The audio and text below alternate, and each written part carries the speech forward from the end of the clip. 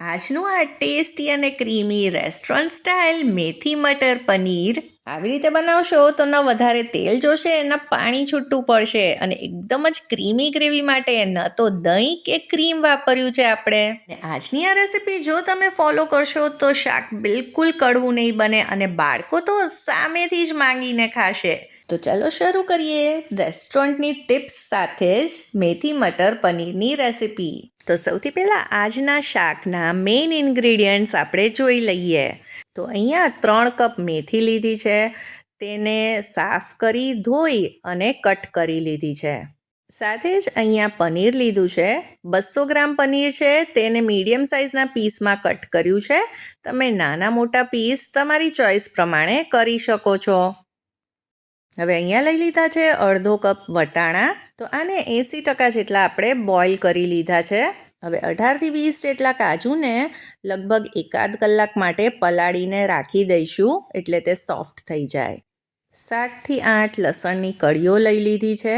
સાથે જ 1.5 ઇંચ આદુને પણ આ રીતે લઈ લીધું છે કટ કરીને. 2 મોટા ટમેટાને આ રીતે મોટા પીસમાં કટ કરી લીધા છે અને સાથે જ 2 ડુંગળીને પણ આ રીતે સ્લાઇસમાં મોટી જ કટ કરી લીધી છે. એટલે આપણે આ બધી જ વસ્તુને એકદમ બારીક કટ કરવાની જરૂર નથી.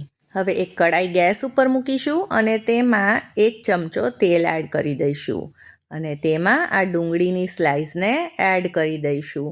ડુંગળીને લો ટુ મીડિયમ ફ્લેમ ઉપર લગભગ 1.5 મિનિટ માટે ફ્રાય કરી લઈશું. હલકી ગુલાબી રંગની થાય અને આ રીતે થોડીક ટ્રાન્સપરન્ટ થઈ જાય તેટલી જ વાર સુધી આપણે તેને ફ્રાય કરવાની છે. હવે આમાં આપણે એડ કરી દઈશું લસણ અને સાથે જ આદું પણ એડ કરી દઈશું. તમારે આમાં જો લીલા મરચાં એડ કરવા હોય તો તે પણ કરી શકો છો. હવે આને પણ 1 મિનિટ સાંતળી લઈશું અને પછી આમાં ટમેટાં એડ કરીને એક વખત મિક્સ કરી દઈશું. ટમેટાં જલ્દીથી સોફ્ટ થઈ જાય તેના માટે થોડુંક મીઠું એડ કરીશું. હવે સ્લો ટુ મીડિયમ ફ્લેમ ઉપર આપણે આ બધી જ વસ્તુને કૂક કરવાની છે જ્યાં સુધી ટમેટાં એકદમ જ આ રીતે મસી નથી થઈ જતા, એટલે કે સોફ્ટ નથી થઈ જતા.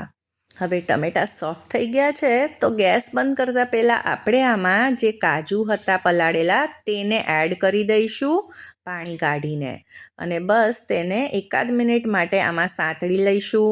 હવે ગેસની ફ્લેમ બંધ કરી દઈશું અને આને નીચે ઉતારી લઈએ અને આને એકદમ જ ઠંડુ થવા દઈએ અને આને એક પ્લેટમાં કાઢી લઈશું એટલે જલ્દીથી ઠંડુ થઈ જશે. તો આજના આ મેથીના શાકમાં બિલકુલ જ કડવાશ ન રહે તેના માટે 2થી 3 ચમચી જેટલું તેલ મૂકી દઈશું કડાઈમાં અને પછી મેથીને ઉમેરી આને લગભગ 2થી 2.5 મિનિટ માટે શેકી લઈશું. અને શું તમે હજી સુધી આ મેથીની ઘઉંની ઢગલાબંધ ફરસી પૂરી સાથે જ રૂ કરતા પોચા અને કાગળ જેવા પાતળા આ મેથીના થેપલા, રેસ્ટોરન્ટને પણ ટક્કર મારે તેવું પાલક પનીર અને આ ચટપટી પાલક પત્તા ચાટની રેસીપી અને શાકભાજીથી ભરપૂર નવી જ જાતનો આ સ્ટફ્ડ ઇન્સ્ટન્ટ હાંડવો અને વજન અને કપના પરફેક્ટ માપ સાથે ગુંદરના લાડુ, આ બધી રેસીપી જરૂરથી ચેક કરજો. 1થી 1.5 મિનિટમાં જ પાલક આ રીતે સંકોચાઈ જશે પણ હજી 1 મિનિટ શેકવાથી આ વધારે સંકોચાઈ જશે અને આ રીતે કલર થોડોક ડાર્ક પણ થઈ જશે. ગેસને બંધ કરી દઈશું.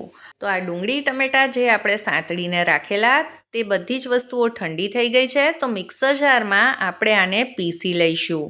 અત્યારે આમાં પાણી બિલકુલ નથી એડ કરવાનું. તો એકદમ જ આ ઘાટી અને ક્રીમી પેસ્ટ તૈયાર થઈ ગઈ છે. તો હવે શાકને પણ આપણે ફ્રાય કરી લઈએ. તો કડાઈમાં 1 ચમચો તેલ એડ કરીશું અને સાથે જ 1.5 ચમચી બટર એડ કરી રહી છું. આની જગ્યાએ તમે ઘી પણ ઉમેરી શકો છો. બટર મેલ્ટ થાય એટલે તેમાં 1 ચમચી જીરું એડ કરી દઈશું.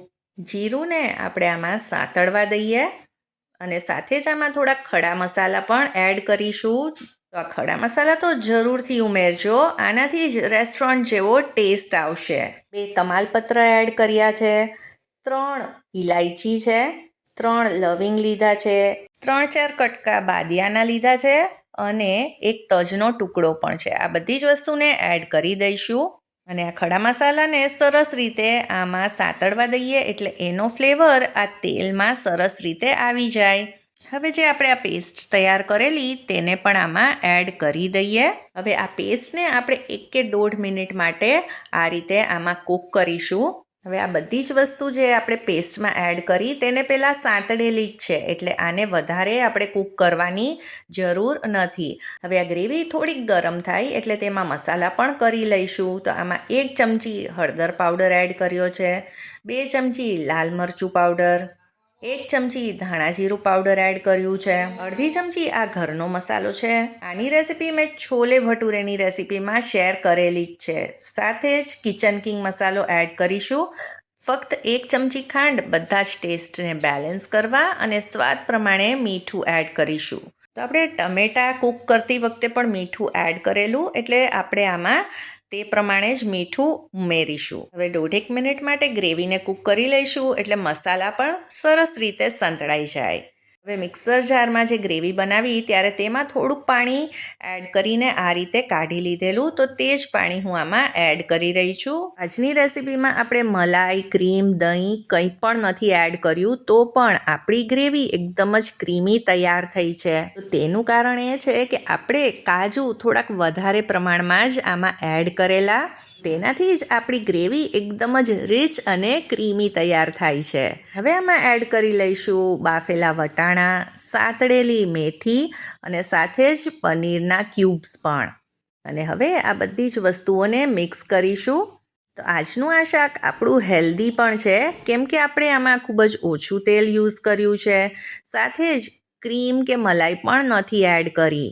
હવે આમાં લગભગ અડધા લીંબુનો રસ આપણે નીચવી દઈશું. આ જરૂરથી એડ કરજો, સબ્જીનો સ્વાદ ખૂબ જ સરસ આવે છે. અને મિક્સ કરી દઈશું. હવે આપણે આ શાકને ઢાંકીને 2 મિનિટ માટે કૂક થવા દેવાનું છે. તો આજે આપણે આમાં તેલ તો ખૂબ જ ઓછું વાપર્યું છે, એટલે આમાં તેલ તો છૂટું નહીં પડે, પણ જે બધા જ મસાલા એડ કર્યા ને તેનો ફ્લેવર ખૂબ જ સરસ આવશે અને આપણું શાક એકદમ જ ટેસ્ટી તૈયાર થશે. જો બન્યું છે ને એકદમ જ ક્રીમી, અને આ ગ્રેવીમાંથી જરા પણ પાણી પણ છૂટું નથી પડતું. રેસ્ટોરન્ટના સ્વાદને પણ ટક્કર મારે તેવું ઘરનું જ હેલ્ધી મેથી મટર પનીર તમે જરૂરથી ટ્રાય કરજો. આશા કરું છું આજની આ રેસીપી તમને પસંદ આવી હશે, અને જો પસંદ આવી હોય ને તો તેને લાઈક કરજો, તમારા ફ્રેન્ડ્સ અને ફેમિલીમાં શેર, ને મારી ચેનલને સબસ્ક્રાઈબ. જય શ્રી કૃષ્ણ.